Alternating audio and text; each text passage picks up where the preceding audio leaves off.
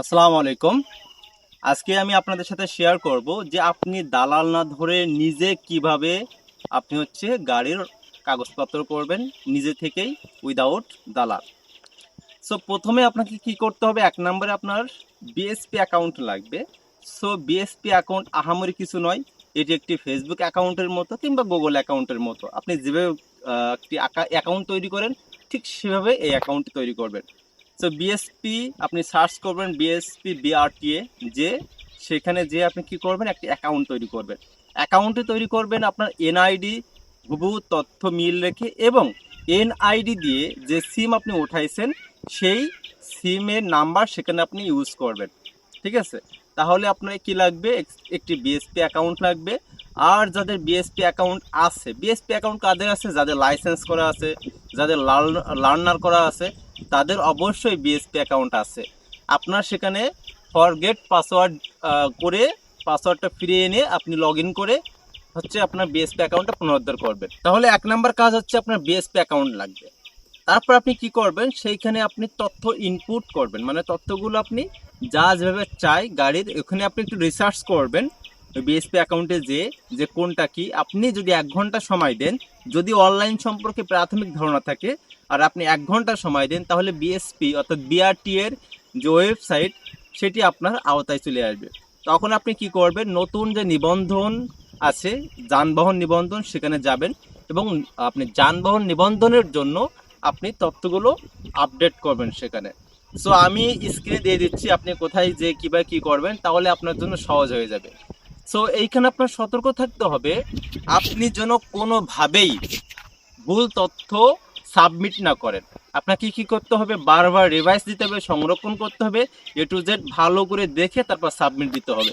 এখন শেয়ার করি আমি কিভাবে আমার গাড়ির রেজিস্ট্রেশন অর্থাৎ আপনার দালাল ছাড়া কিভাবে করেছি। এক নম্বর আমি 24 তারিখে বিআরটি সকালে আমার তথ্যগুলো ইনপুট করেছি এবং সাবমিট করেছি। তারপরে আমি আমার বিআরটিতে যাই, বিআরটিতে যেয়ে আমি বলি যে আমার প্রাইমারি অ্যাপ্রুভাল লাগবে, পেন্ডিংয়ে আছে। সো আপনারা যদি বিআরটিতে না যান, হয়তোবা তারা 2-3 দিন সময় নেবে, তারপর হয়তোবা আপনার অ্যাপ্রুভ করবে। ঠিক আছে, 2-3 দিন সময় নিতে পারে। আর আপনি যদি ওই দিন যান, তাহলে ওই দিন যে আপনি কি করে নিতে পারবেন, অ্যাপ্রুভ করে নিতে পারবেন। সো প্রথমে আমি আমার তথ্যগুলো সাবমিট করার চেষ্টা করি। একটা কথা বলে রাখি, বিআরটিতে যে ওয়েবসাইট, বিআরটির ওয়েবসাইট কিন্তু বহুত সমস্যা। সো আপনাকে বিভিন্নভাবে হয়রানি করবো ওয়েবসাইটে, সার্ভারে মানে ভীষণ ঝামেলা হয় এবং টাইম থেকে এই টাইমের মধ্যে আপনাকে কি করতে হবে, কাজ করতে হবে। যা হোক, আপনি কি করলেন বা আমি কি করছিলাম, সাবমিট করছিলাম তথ্য সকালে। তথ্য সাবমিট করার পর বিআরটিতে যাই, বিআরটিতে যেয়ে আমি আমার পরিবহনটা অর্থাৎ আমার যে বাইকটা সেটা পরিদর্শন করাই, টাকা জমা দেই এবং পরিদর্শন করার সময় উনি সিগনেচার করে দেন কাগজপত্রে। এবং ওই কাগজপত্র মানে আমার অফিসের যে শোরুম পেপার ছিল ওইগুলো নিয়ে, সাথে কাগজ যেটা ছিল টাকা জমা দেওয়া সেটা নিয়ে, এবং যেটা সিগনেচার করেছে সেটা, এবং আমার যে আপনার অফিসার ছিলেন, পরিদর্শক ছিলেন, উনি যে সিগনেচার করেছেন বা আমার গাড়িতে দেখেছেন, ওনার ছবি ক্লিক মানে তুললাম আমার মোবাইলে, তুলে ওটা লেমিনেটিং করে আমার ওই ফাইলে দিয়ে তারপর গেলাম আমি বিআরটি অফিসে, যেখানে ওই কাগজপত্রগুলো জমা দিতে হয়। তো ওইখানে যে কি করলাম, পাশে এক ভাইকে বললাম যে এরকম, উনিও স্যার, যে বললাম যে স্যার আমি আবেদন করছিলাম সকালে, ওটা পেন্ডিং আছে, আপনি অ্যাপ্রুভ করে দেন। তো উনি অ্যাপ্রুভ করে দিলেন। প্রাইমারি যে আবেদন ছিল সেটা অ্যাপ্রুভ করার পরে আমি পেইড অপশন পাইলাম। সো পেইড অপশন দুইটা উপায় আছে, একটা ব্যাংকিং, একটা অনলাইন। যেহেতু আমি আগেই ব্যাংকিংয়ে টাকা দিয়েছি, সেহেতু আমি কি করেছি, ওই ব্যাংকের ট্রানজ্যাকশন একটা নাম্বার থাকে, আপনি দেখবেন যে স্লিপে মানি রিসিপ্ট যেটা দেয় ব্যাংক থেকে, ওর ওপরে ট্রানজ্যাকশন আপনার একটা নাম্বার থাকবে, সেটা ওখানে বসাই দেওয়ার সঙ্গে সঙ্গে উনি অ্যাকসেপ্ট করে নিয়েছে অনলাইনে। তাহলে তারপরে ওইখান থেকে আরেকটা দেয়, আপনার স্লিপ পাওয়া যায় বিআরটি থেকে। যখন আপনি টাকাটা পেমেন্ট করবেন, একটা স্লিপ পাওয়া যায় অনলাইনে, সেটা প্রিন্ট করে ওই কাগজের সাথে যোগ করেছি। অর্থাৎ আমি আবারও বলছি, আমি গাড়ি পরিদর্শন করার আগে টাকা জমা দিয়েছিলাম। গাড়ি পরিদর্শন করতে গেলে আপনার টাকা জমা না দিলেও হয়। সো আমি টাকা জমা দিয়েছিলাম, গাড়ি পরিদর্শন করলাম, আমার কাছে শোরুম পেপার ছিল, সেগুলো নিয়ে আমি কোথায় গেলাম, আমার যেখানে 227 নম্বর রুম ছিল আমার সাতক্ষীরা বিআরটির ক্ষেত্রে, সেখানে গেলাম, যে বললাম তখন উনি প্রাইমারি অ্যাপ্রুভ যেটা আমি অনলাইনে করেছিলাম সকালে, উনি অ্যাকসেপ্ট করে দিলেন। টাকা জমা দিয়েছিলাম, যেটা ব্যাংকের যে মানি রিসিপ্ট ছিল ওইখানে যে ট্রানজ্যাকশন যে আইডি ছিল সেটা আমি ওইখানে দিয়ে দিলাম, আপনি পেয়ে যাবেন। যখনই অ্যাপ্রুভ করবে সেখানে আপনি দুইটা অপশন পাবেন, অনলাইন এবং হচ্ছে অফলাইন। তো সেইখানে করার পরে তারপর ওইটা নিয়ে গেলাম, প্রধান একটা অফিসার থাকে, উনি সিগনেচার করে দিলেন বিভিন্ন কাগজে।